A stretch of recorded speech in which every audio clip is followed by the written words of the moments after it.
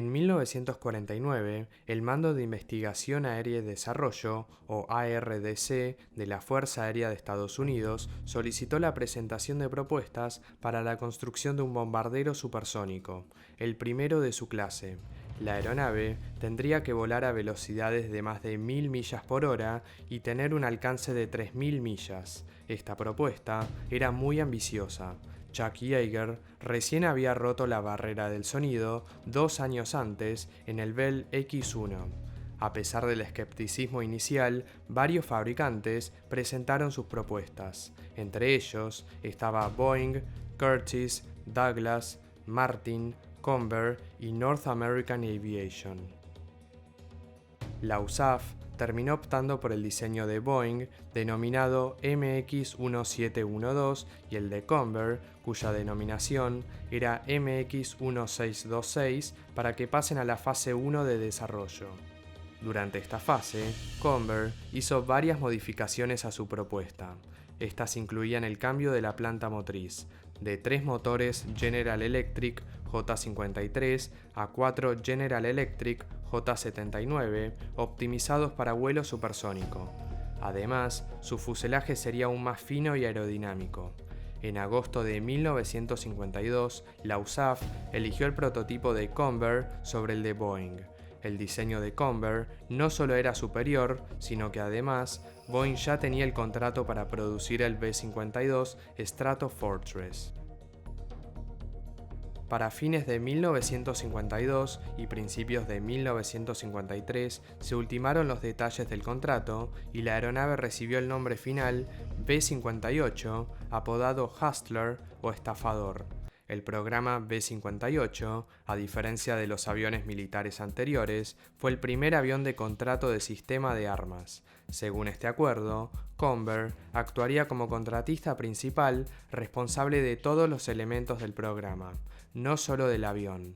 Convair tendría que diseñar o subcontratar todo lo relacionado a la operación de la aeronave, desde los motores hasta los manuales de entrenamiento, los repuestos y el software.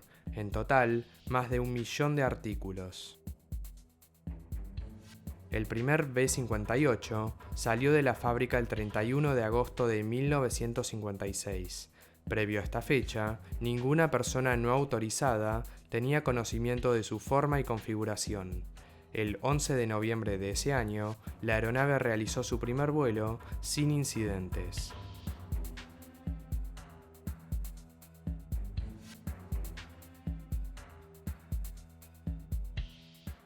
El programa de pruebas y certificación fue largo, arduo y envuelto en secretismo.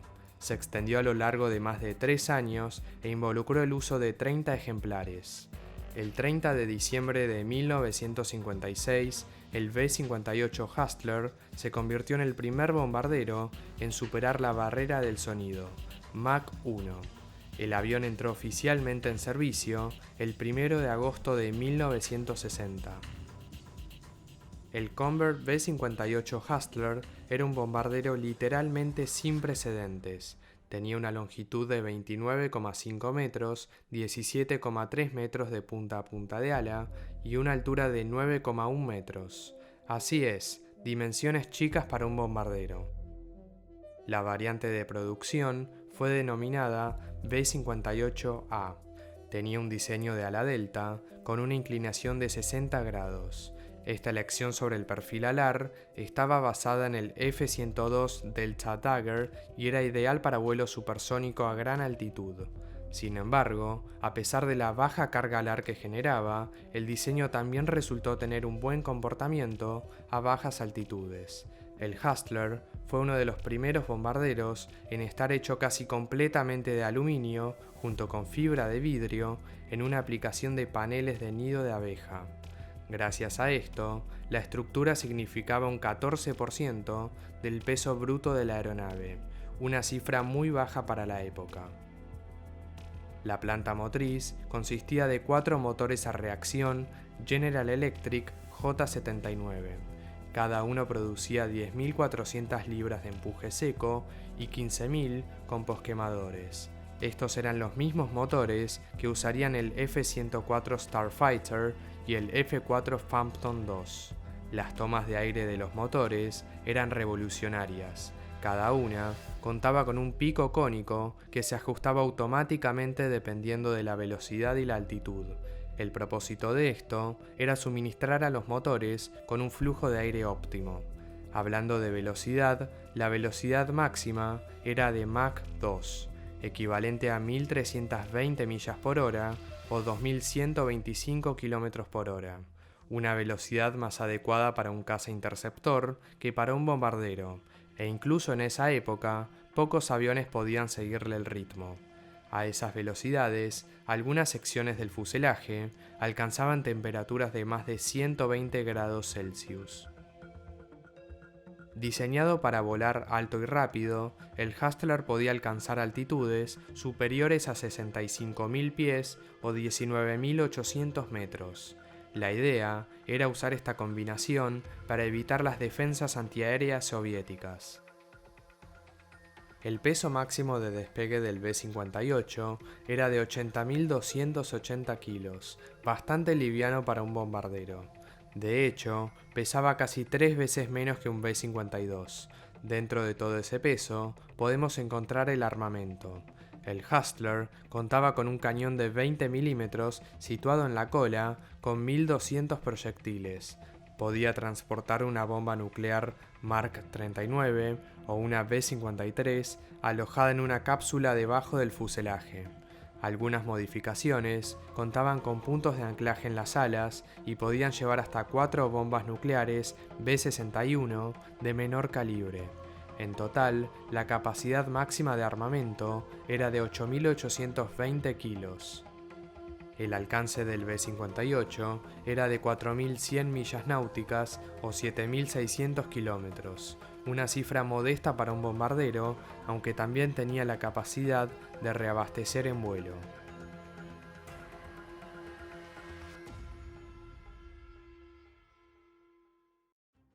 Una característica clave del diseño fue alojar tanto el armamento como la mayor parte del combustible en una cápsula externa. Esto permitió una reducción en el tamaño y complejidad de la aeronave. Gracias a esta gran cápsula, de casi 19 metros de largo, el Hustler era lo que era: una aeronave esbelta, con una cabina fina como un lápiz, junto con amplias y delgadas alas delta. Se necesitaban 3 tripulantes para operar un B-58, un piloto, un navegante o bombardero y un operador de defensa. Los 3 tripulantes estaban sentados en tándem, uno atrás del otro, en compartimentos separados. A pesar de que el espacio disponible para la tripulación ocupaba casi la mitad del volumen interno del fuselaje, la verdad era que no había mucho espacio, lo mínimo e indispensable. La comodidad no va de la mano con los aviones de guerra.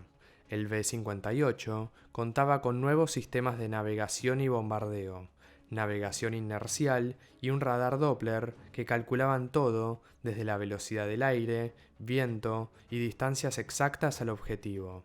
En conjunto, este sistema era hasta 10 veces más preciso que los predecesores.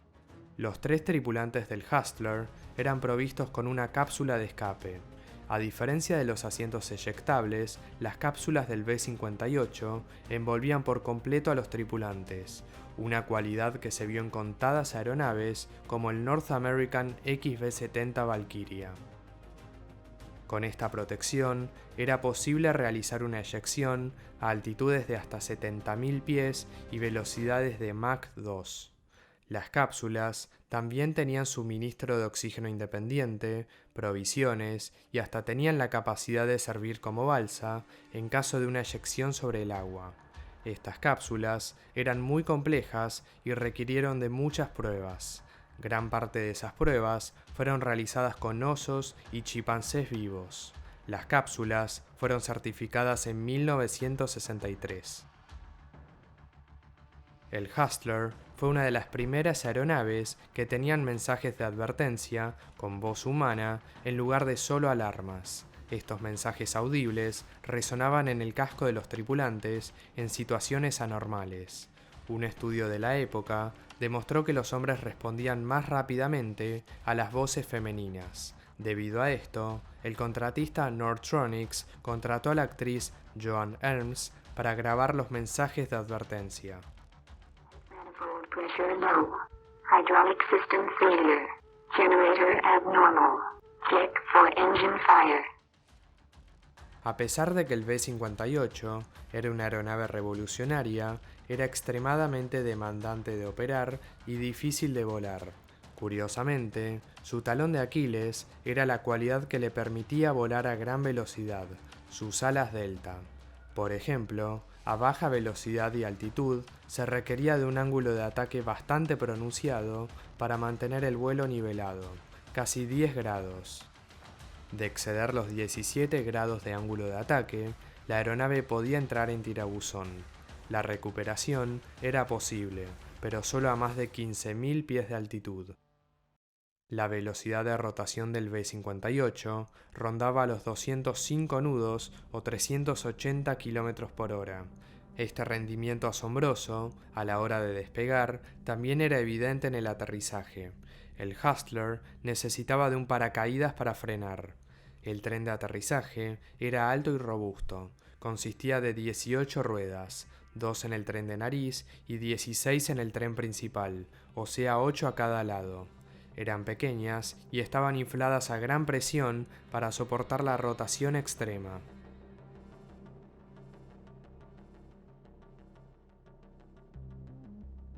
Como mencionamos antes, la operación del Hustler era demandante, no solo para los pilotos, mecánicos e ingenieros, sino también para el Estado. Operar un solo B-58 tenía un coste de $1.440 de la época por hora de vuelo. Eso era casi un 50% más que un B-52, cuya operación costaba $1.025 por hora de vuelo, y 4 veces más que un B-47 Stratojet. A mediados de la década de los 60, los avances en tecnología de los misiles tierra-aire de la Unión Soviética replantearon seriamente el rol del Hustler en caso de un conflicto.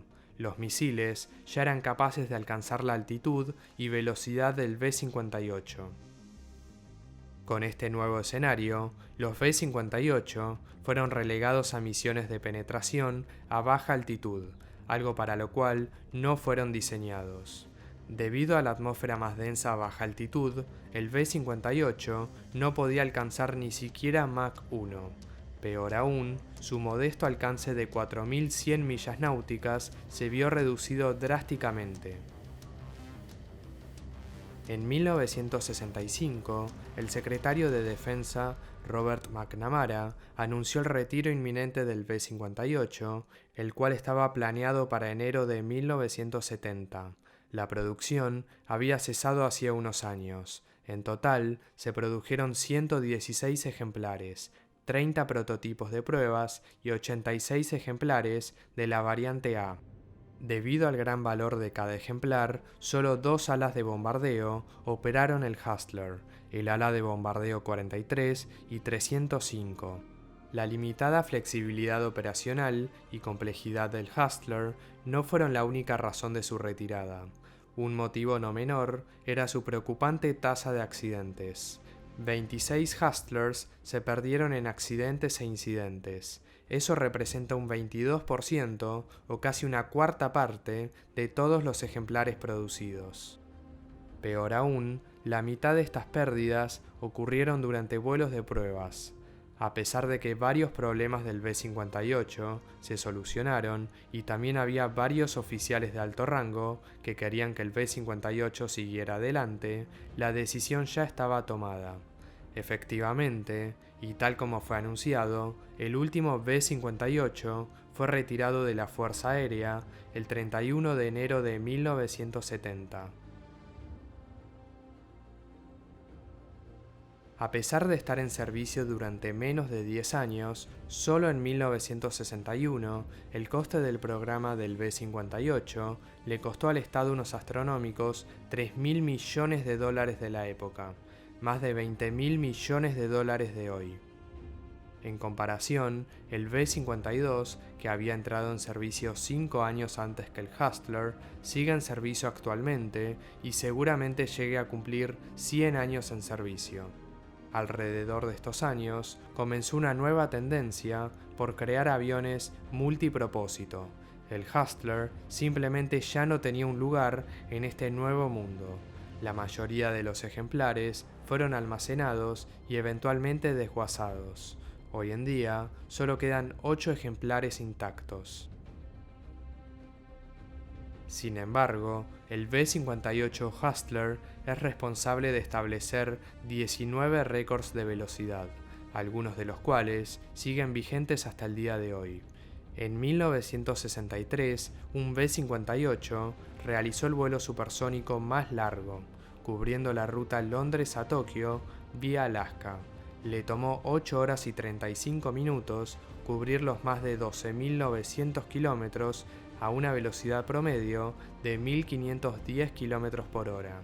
Para cubrir esta distancia sin aterrizar, fue necesario realizar 5 reabastecimientos en vuelo. El Hustler también ganó muchas carreras, incluido el trofeo Bendix, el trofeo Mackay y el trofeo Thompson, entre otros. Estos logros le dieron otro apodo distintivo, el campeón de los campeones. La Guerra Fría fue probablemente la época más interesante y excitante para ser un fanático de la aviación. En ambos lados del conflicto, la tecnología aeronáutica era llevada al límite. El Convair B-58 Hustler se convirtió en una de las aeronaves más interesantes, inusuales y excéntricas de la época. Simplemente un bombardero fuera de serie.